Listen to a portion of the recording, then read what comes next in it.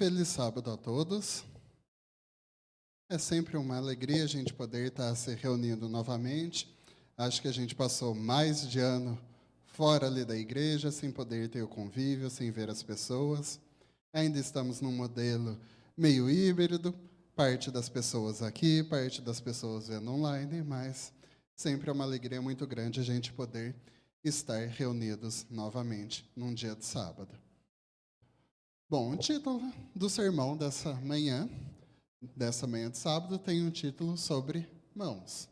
E a gente vai ver que elas têm algumas aparições e alguns significados que a gente pode ter algumas aplicações bastante interessantes.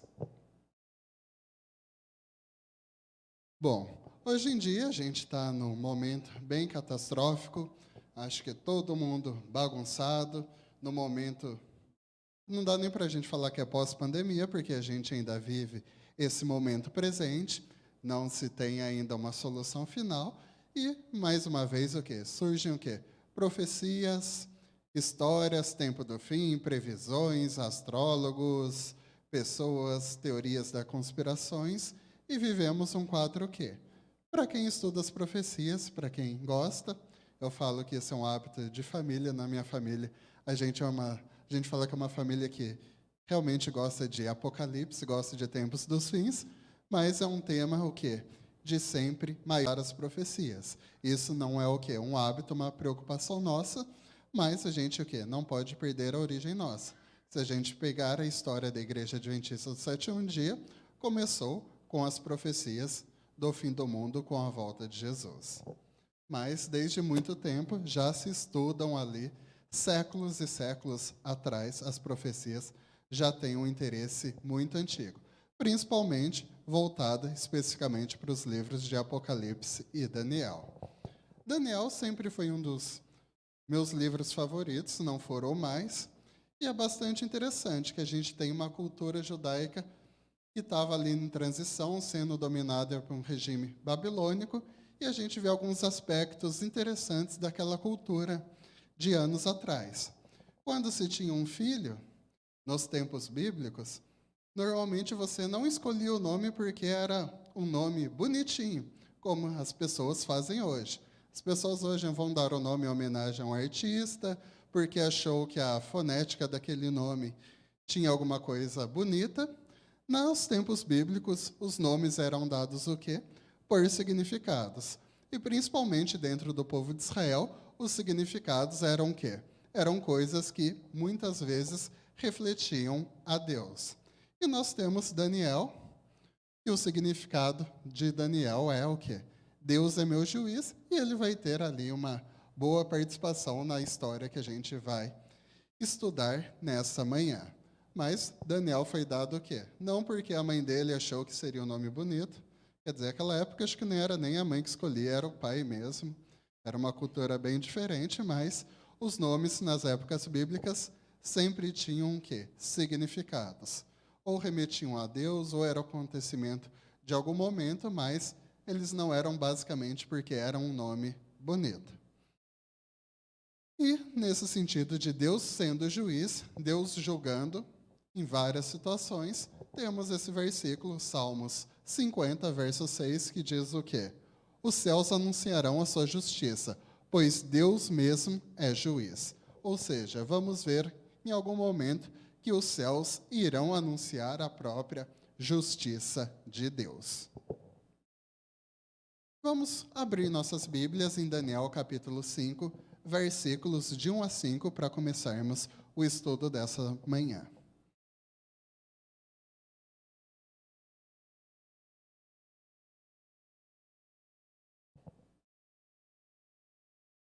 Antes de lermos a palavra de Deus, vamos curvar nossas frontes para orarmos.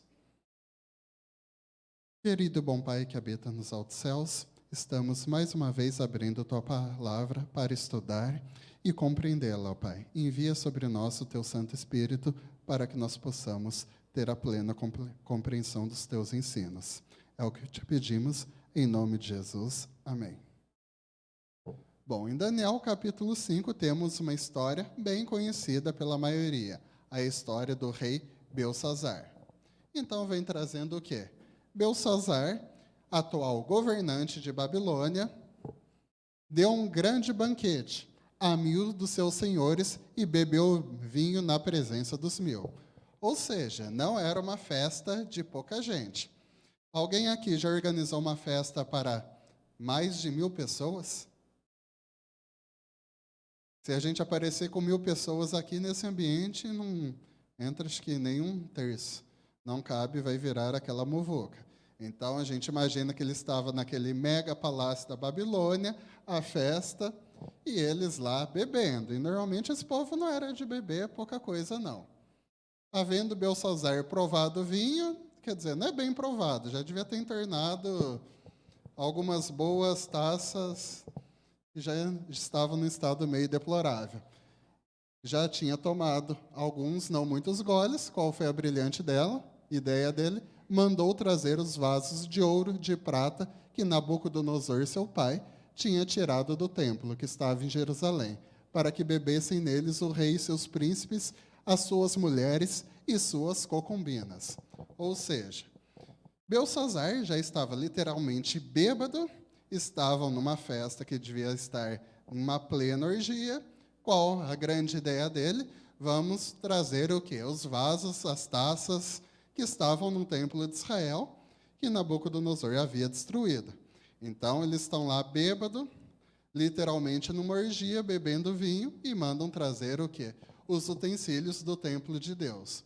Então, os servos trouxeram os vasos de ouro que foram tirados da casa de Deus e beberam neles o rei e os seus príncipes, as mulheres e concubinas. Ou seja, era ele, pelo que conta aqui, mais de 1000 príncipes, vai saber quantas mulheres, quantas concubinas. Imagine o tamanho que era aquela bagunça. E beberam vinho e deram louvores aos deuses de ouro, de prata, de bronze, de ferro, de madeira e de pedra. Ou seja, o nível de bagunça era bem grande. Se a gente pegar, acho que os 10 mandamentos, eu acho que nesse momento o único que a gente não consegue afirmar que eles estavam transgredindo era o sábado, porque a gente não sabe que dia da semana é. Eles o quê? Tomaram o nome de Deus em vão, cobiçaram, adultério era o que mais tinha lá, roubo tinha porque os vasos foram o quê? Roubados, ninguém deu os utensílios de bom grado para Nabucodonosor. Acho que só o sábado que não dá para a gente falar que eles estavam transgredindo dos 10 mandamentos, se de repente não fosse também um sábado. É a única coisa que a gente não tem certeza. Acho que de resto, eles conseguiram completar tudo de uma única vez. Aqui vai ficar um pouco apagado, mas é uma ilustração que fizeram, obviamente, tempos depois, de um templo onde eles imaginavam essa festa nos moldes da Babilônia. Então, já estava aquele estado de depravação total, acho que mais do que a gente possa imaginar pelo estilo de vida da maioria. Acho que a gente jamais conseguiria imaginar o tamanho de bagunça.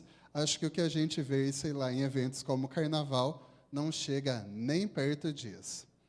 E vem continuando o texto bíblico dizendo: e na mesma hora apareceram uns dedos de mão de homem, escreviam defronte do castiçal, na caidora da parede do palácio real, e o rei via a parte da mão que estava escrevendo.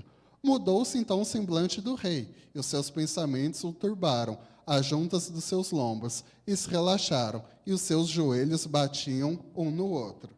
Ou seja, imagine a situação, aquela galera bêbada, fazendo de tudo que era possível, no meio de uma orgia, e de repente aparece uma mão escrevendo na parede. Imagine, aqui a gente mesmo, na casa de Deus, orando, adorando, de repente a gente está falando aqui, aparece aqui no canto, na parede, todo mundo vendo o quê? Uma mão, só que não tem ninguém na mão, e o negócio escrevendo, ficando quase como um fogo na parede. Qual seria a reação de todo mundo? Eu acho que ia ter muita gente que ia sair correndo, tinha gente que ia desmaiar, não ia nem sair do lugar. Aqui falou o quê? Ele começou o quê? Bater, as juntas dos seus lombos relaxaram, o joelho batia um no outro, aquela cena quase que de desenho, de filme, a pessoa se contorcendo de medo. Eu acho que o porre, não importa quanto que ele tinha bebido, acho que cortou todo o efeito que podia existir no álcool na hora passou. O bicho tomou um susto, eu acho que nunca tinha tomado nada perto assim na vida. Então, ele estava lá bebendo na bagunça. Essas ilustrações acho que é muito conservadora. Acho que não tinha mais ninguém de roupa, estava tudo numa bagunça sem tamanho medido. E, de repente, acontece aquilo, aparece a mão se escrevendo. No livro Profetas e Reis, escrito pela autora inspirada Ellen White, nos diz o quê? Quando a orgia ia alta, uma pálida mão apareceu e traçou na parede do palácio caracteres que luziam como fogo, ou seja, a escrita brilhava como fogo. As palavras que, embora o quê? Desconhecidas ao vasto auditório, eram um sinal de condenação ao rei, agora ferido em sua consciência e seus hóspedes. Ou seja, a bagunça estava, vem a mão, escreve como um fogo na parede. Cessou-se a ruidosa festa. Estava aquela bagunça, de repente, aquele silêncio impera, todo mundo parado, aterrorizados, exclamações de terror. Quando Deus faz aos homens temer, eles não podem ocultar o quê? A intensidade desse terror. Ou seja, viram aquele sinal. Alguém entendeu nada? Não, eles não entendiam escrita. Mas todos o quê? A partir daquele momento começaram o quê? Ver toda a sua vida inteira, todos os pecados, todas as iniquidades que eles haviam cometidos, veio à tona na cabeça de cada um neste momento. Então, surge aquele grande momento, todos aterrorizados. O rei chama os sábios, chama adivinhos, ninguém resolve aquilo. Então, de repente, sua mãe, a rainha, fala que no reino havia um homem que era capaz de interpretar aquilo. E então ele chama o quê? Chama Daniel, aquele de quem Deus era juiz, é chamado então para interpretar esse escrito que ninguém compreendia. E levantando-se contra o Senhor, pois foram trazidos à sua presença os vasos da casa dele, tu e os teus senhores, as tuas mulheres, as tuas concubinas, bebestes vinho neles. Além disso, deu louvores aos deuses de prata, de ouro, de bronze, de ferro, de madeira, de todo o material que poderia existir, que não veem, não ouvem, nem sabem, mas a Deus, em cuja mão está a tua vida, de quem estão os teus santos caminhos, a ele não glorificastes. Ou seja, eles fizeram tudo que não deveria fazer, bebendo o quê? Nos vasos, nos utensílios dedicados a Deus. Então lhe foi enviada aquela parte da mão que escreveu o que está escrito. Esse é o escrito, como diz o profeta Daniel. Mene, mene, tekel, ufarsim. Esta é a interpretação daquilo. Mene, contou Deus o teu reino e o acabou. Tekel, pesado foste na balança e foste achado em falta. Pérez, ou ufarsim, que é a mesma coisa, dividido foi o teu reino e dado aos medos e persas. Ou seja, naquele momento que acontece, é dita então a condenação. Babilônia finalmente iria cair. O maior reino do mundo, a cabeça de ouro da estátua, ela finalmente chegou o momento que deixaria de existir na história. E nesse mesmo dia, os medos e persas invadem o reino. Então mandou Belsazar que vestisse Daniel de púrpura e que lhe pusesse uma cadeia de ouro ao pescoço, e proclamasse a respeito dele de ser o terceiro no governo de seu reino. Naquela noite foi morto Belsazar, rei dos cadeus, e Dario o Medo ocupou o reino, sendo de idade de 62 anos. Então, neste momento que vemos a queda da Babilônia. Daniel interpreta o sonho, recebe sua premiação como prometido. Daniel se tornaria, naquele momento, o terceiro do reino, porque Belsazar, na verdade, ele era o regente do governo babilônico. Seu pai, que era o rei vigente, estava, nesse momento, como conta a história, fazendo guerra na região da Arábia. E ele estava o quê? Regendo. Então, por isso, abaixo dele era o segundo, Daniel só poderia ser o terceiro. Mas, na mesma noite, o quê? Ele que regia o maior império da humanidade foi deposto e um novo reino ocupou o seu lugar.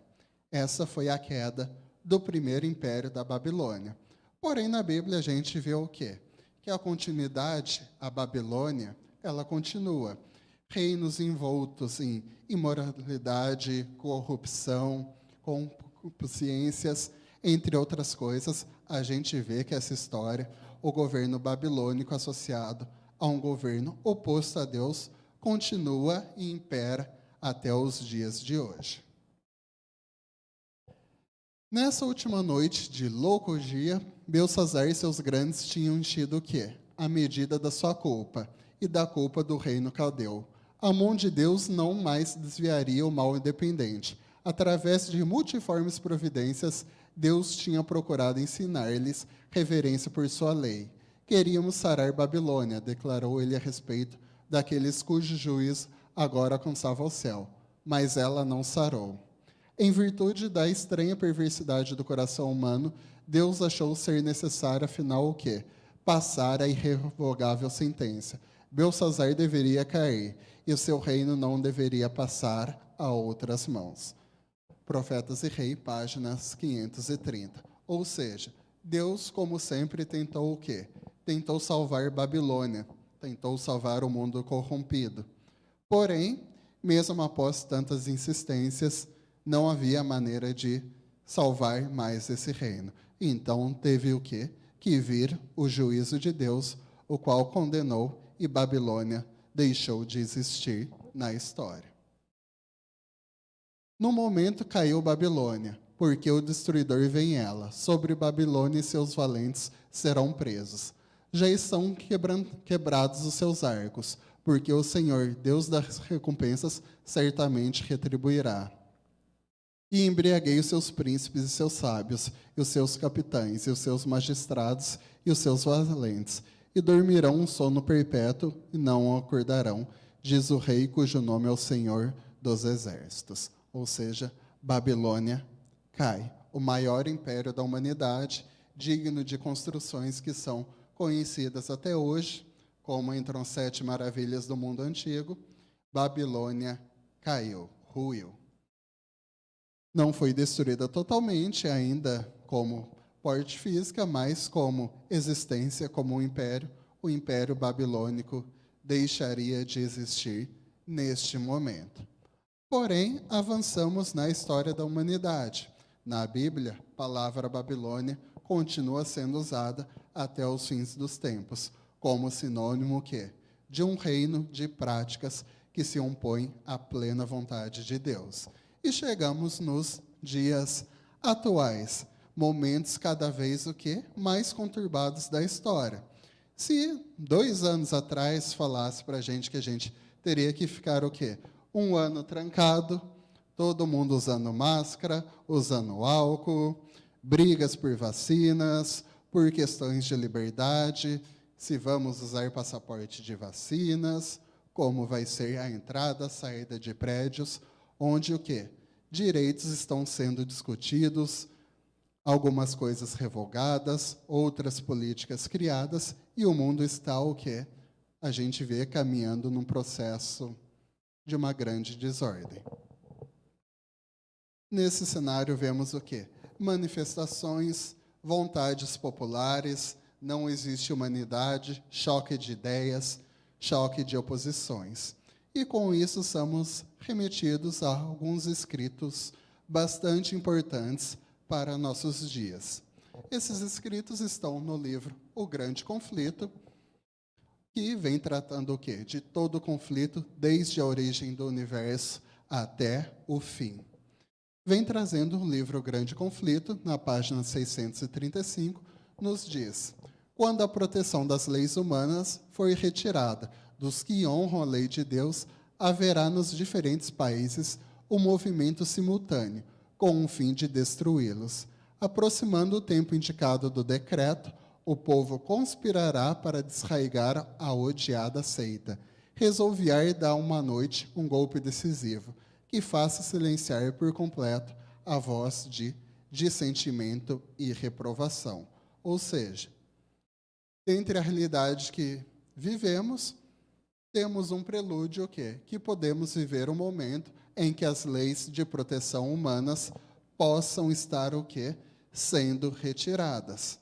Anos atrás, isso parecia ser um delírio. Hoje em dia, talvez esse raciocínio já não passa ser mais um delírio onde vemos o quê? Que vários direitos que a gente tinha como universais podem ser mudados. E com isso o texto continua. Com brados de triunfo, zombaria, impercação, multidões de homens maus estão prestes o quê? A cair sobre a presa. Quando eis um denso negror, mais intenso do que as trevas da noite, cai sobre a terra. Então o arco-íris, resplandecendo com a glória do trono de Deus, atravessa os céus e parece cercar cada um dos grupos que estão o quê? Em oração. As multidões iradas, subitamente contra o povo de Deus, se detêm, silenciam seus gritos de zombaria. É esquecido o objeto de sua ira sanguinária. Com terríveis pressentimentos, contemplam o quê? O símbolo da aliança de Deus, anelando-se por amparo em seu fulgor insuperável. Ou seja, vemos um momento que de zombaria, de perseguição, o mundo, a Babilônia moderna, perseguindo novamente o povo de Deus. Enquanto nos tempos de Belsazar, zombavam de Deus o quê? Bebendo, fazendo orgias, usando bens que representavam o povo de Deus, estamos prestes a um momento que de perseguição. Aparece então um grande sinal. Mais uma vez, uma mão de juízo vinda de Deus se mostra para o mundo, enquanto aquele lá foi o quê? Para Belsazar, seus mais de 1000 príncipes, fora mulheres, concubinas e servos que estavam naquele ambiente, neste momento vemos um grande acontecimento. Aparece então de encontro no céu uma mão segurando 2 tábuas de pedras dobradas uma sobre a outra. Diz o profeta ali no Salmo 50, verso 6, que já lemos: os céus anunciarão sua justiça, pois Deus mesmo é juiz. Ou seja, naquele momento, Daniel trouxe o quê? Trouxe a justiça de Deus, trouxe a interpretação. Neste momento, o próprio Deus mostra nos céus sua justiça. Aquela santa lei contida nessas tábuas, a justiça de Deus, que por entre trovões e chamas foi do Sinai proclamada como guia de vida, revela-se agora aos homens como regra de juízo. Essa mão que aparece nos céus abre as tábuas, se veem os preceitos do Decálogo, como os traçados com pena de fogo. Naquele momento, na Babilônia, eles viam letras que fumegavam como fogo. Dessa vez, novamente, uma mão abre tábuas com letras que também fumegam como fogo, traçados como pena de fogo. As palavras são tão claras que todos podem ler. Ou seja, vemos uma diferença. Naquele momento, ninguém leu em Babilônia. Neste momento, toda pessoa consegue ler a palavra de Deus contida nessas tábuas. Não precisa profeta. Todos os povos, independente de sua língua, conseguem ler esses escritos. Desperta-se a memória. Varre-se de todas as mentes as trevas da superstição e heresia. Os 10 preceitos divinos, os 10 mandamentos, breves, compreensivos e autorizados, apresentam-se à vista o quê? De todos os habitantes da terra. Ou seja, neste momento, não sabemos como vai ser, uma ilustração hipotética, mas uma mão abre-se 2 tábuas no céu. Eu acho que todo o povo em perseguição terá a mesma sensação de Belsazar. O povo irá tremer, irá ter medo. E, realmente, o quê? Quando ver a palavra de Deus condenando, haverá muito medo. É impossível descrever o horror e desespero dos que pisaram os santos mandamentos de Deus. O Senhor lhes deu sua lei. Eles poderiam haver o quê? Aferido seu caráter por ela e conhecido seus defeitos, enquanto ainda havia oportunidade para arrependimento e correção. Mas, a fim de conseguir o favor do mundo, puseram de parte seus preceitos, esforçaram outros a transgredir. Esforçaram-se por compelir o povo de Deus a profanar o quê? O seu sábado. Agora são condenados por aquela lei que desprezaram. Com terrível clareza, veem que se acham sem desculpas. Escolheram quem servir e adorar, então vereis outra vez a diferença entre o justo e o ímpio, entre o que serve a Deus e o que não serve. Como diz em Malaquias 3, verso 18. Ou seja, mais uma vez, naquele momento na história da Babilônia, quando a mão escreve na parede, todo o povo vê o quê? Vê em si trazido à sua mente todos os seus pecados, todos os seus erros. Nos tempos finais, quando o decálogo, os mandamentos de Deus aparecem no céu, trazidos novamente por uma mão que traz juízo, o povo tem compreensão de todos os seus erros. Impera principalmente o quê? Os que levaram a transgredir o dia de sábado, não aceitaram a lei absoluta de Deus. Neste momento, os inimigos da lei de Deus, desde o ministro até o menor dentre eles, têm nova concepção da verdade e do dever. Demasiado tarde vem que o sábado do quarto mandamento é o selo do Deus vivo. Tarde demais vem a verdadeira natureza do seu sábado, espúrio, e o fundamento arenoso sobre o qual estiveram a construir. Acham que estiveram a combater contra Deus. Ensinadores religiosos conduziram almas à perdição, ao mesmo tempo que professaram que guiá-las às portas do paraíso. Ou seja, todo mundo reconhece como o sábado sendo o verdadeiro dia de Deus, enquanto todo mundo estava o quê? Seguindo um falso dia, um sábado espúrio, que é associado ao dia de domingo, e vemos se tornar um dia universal de guarda nos presentes dias. Então, eis que surge um sinal. Após essa grande manifestação, todo mundo sendo conscientizado que profanou, que transgrediu a lei de Deus, eis que surge um grande sinal. Para as pessoas fora, que não são pessoas que seguiam fielmente a Deus e seus mandamentos, elas não compreendem. Mas o povo de Deus vê aquela pequena nuvem como de um tamanho da mão de um homem se surgir no meio dos céus. Neste momento, surge logo no Oriente uma pequena nuvem, aproximadamente metade do tamanho da mão de homem. É a nuvem que rodeia o Salvador, e que à distância parece estar envolta em trevas. O povo de Deus sabe ser esse o sinal do Filho do Homem. Em solene silêncio, fitam-se enquanto se aproxima a terra, mais e mais brilhante e gloriosa, até se tornar grande nuvem branca, mostrando na base uma glória semelhante ao fogo consumidor, encimada pelo arco-íris do concerto. Jesus, na nuvem, avança como um poderoso vencedor. Ou seja, enquanto na Babilônia, após aquela noite, o que aconteceu? O império dos Medos, dos persas, invadia para tomar posse do reino. Neste momento, o que? Vemos o que? Jesus finalmente chegando para tomar posse do seu reino, para levar seus filhos queridos de volta. E então, como naquele momento, na história da Babilônia, os medos e persas tomam controle de Babilônia. A Babilônia caiu. Da mesma maneira, veremos a segunda Babilônia, a Babilônia espiritual, também caindo neste momento. Não haverá mais como ela se sustentar após toda a verdade universal da lei de Deus, ter sido revelada ao mundo e Jesus vir tomar posse do seu reino. Os que desejaram destruir a Cristo e a seu povo infiel testemunham agora a glória que sobre eles repousa. No meio de seu terror, ouvem-se a voz dos santos em alegres acordes, exclamando: Eis que este é nosso Deus, a quem aguardávamos. Ele nos salvará. Ou seja, enquanto nos tempos de Babilônia o povo de Deus também estava cativo, até que o governo Babilônia foi deposto, e anos depois, finalmente, o povo de Deus pôde voltar para sua casa, pôde voltar para seu lar no Israel terreno. Neste momento, o que? Mais uma vez, o povo de Deus estará vendo o que?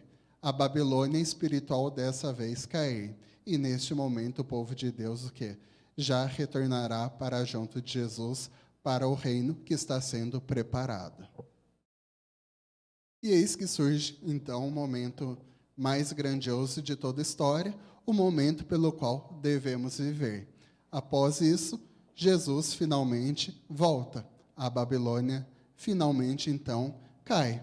Mas não como aquela que simplesmente caiu, deixou de existir o império, mas para o quê? O fim de toda uma existência. O fim de toda a existência do pecado, para nunca mais haver uma Babilônia corrompida espiritualmente.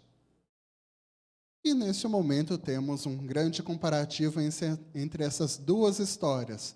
Duas mãos, as únicas duas que aparecem visíveis na Bíblia. Temos ali em Daniel capítulo 5, uma mão que aparece, ela escreve na parede. Nos fins dos dias, teremos uma mão que aparecerá no céu e abrirá tábuas. Em Daniel capítulo 5, nós tínhamos o quê? Os ímpios, que estavam ali fazendo orgias, bebedeiras, todo tipo de pecado possível, eles ficaram o quê? Aterrorizados. Neste momento final, os ímpios, aqueles que estão a perseguir e exterminar o povo de Deus, também estarão o quê? Aterrorizados. Naquele momento, quando o quê? Daniel interpreta o sonho, quando o sonho não, interpreta o escrito na parede, Belsassar compreende seus erros e vê sua condenação. Quando a lei de Deus aparece por todo o céu, todas as pessoas também compreendem, e todos compreendem seus erros, principalmente o grande erro a profanar o dia sagrado de sábado. Então, neste momento, o quê? Em Daniel capítulo 5, Babilônia caiu. Neste momento, que após essa condenação, Jesus volta. Babilônia cai novamente. Só que enquanto Dario, logo depois Ciro, pois era um reino dividido, assumiriam um reino, e logo, anos depois, haveria a ordem de libertação do povo de Deus, neste momento não temos mais um rei terreno. Teremos o rei eterno, Deus, na figura de Jesus, governando juntamente e eternamente, sem mais a existência do pecado. São dois momentos distintos na história da humanidade, porém vemos uma analogia muito grande. O mundo estava envolto o quê? Em pecados. Babilônia, Deus tentou o máximo possível salvar este reino, mas chegou o momento que Deus teve que agir como juiz. Já não havia mais salvação para o povo. Vivemos no momento que Deus está dando o quê? Tentando salvar todo mundo, o máximo de pessoas possível. Porém, sabemos que este momento se aproxima do seu fim. Haverá um momento que quem estará selado ao lado de Deus estará, quem não estiver selado junto com Deus estará perdido. E como vimos, o sábado sempre será a representação do selo de Deus. Aqueles que estiverem a profanar e não aceitar os sagrados mandamentos de Deus estarão caídos junto com os ímpios. E, finalmente, chegaremos no momento que teremos o governo absoluto de Jesus no mundo puro, sem pecado, por toda a eternidade. Então, chegamos no fim. O mistério da cruz explica todos os outros mistérios. A luz que emana do Calvário, os atributos de Deus que nos encheram de temor e pavor aparecem belos e atraentes. Misericórdia, ternura e amor paternal são vistos a confundir-se com santidade, justiça e poder. Enquanto contemplamos a majestade do seu trono, alto e sublime, vemos seu caráter em suas manifestações de misericórdia e compreendemos como nunca dantes a significação daquele título enternecedor, Pai Nosso. Ver-se-á que aquilo que é infinito em sabedoria não poderia idear plano algum para nos redimir, a não ser o sacrifício de seu Filho. A compensação desse sacrifício é a alegria de povoar a terra com seres resgatados, santos, felizes e imortais. Esse é o grande propósito de Deus, nos resgatar. O resultado do conflito do Salvador com os poderes das trevas é a alegria para os remidos, redundando para a glória de Deus por toda a eternidade.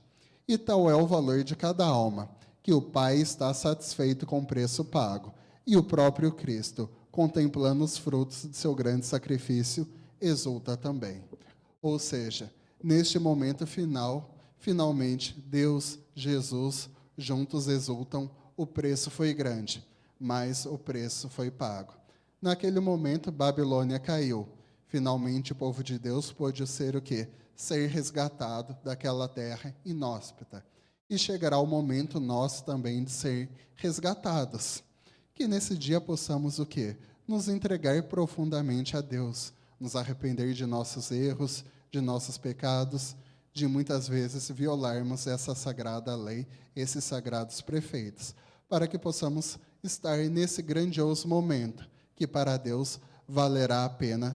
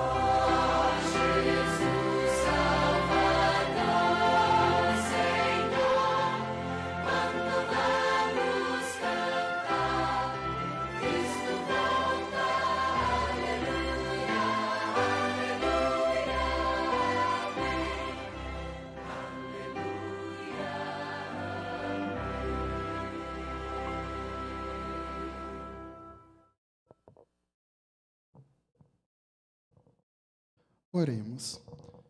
Querido bom Pai que está nos altos céus, obrigado por podermos estudarmos novamente a Tua palavra, ó Pai. Não sabemos quando Tu irá voltar, será de manhã, à tarde, à noite, mas nos ajude a estarmos prontos para este momento, que possamos ser fiéis a Ti, ó Pai, levar enquanto é tempo essa mensagem, a Babilônia que está prestes a ruir, mas existem pessoas que necessitam de Ti e estão perdidas em trevas nela. Nos guia, nos nossos caminhos, para que possamos estar juntos celebrando este santo dia que está prestes a vir. São bênçãos nós pedimos e agradecemos, em nome de Jesus. Amém.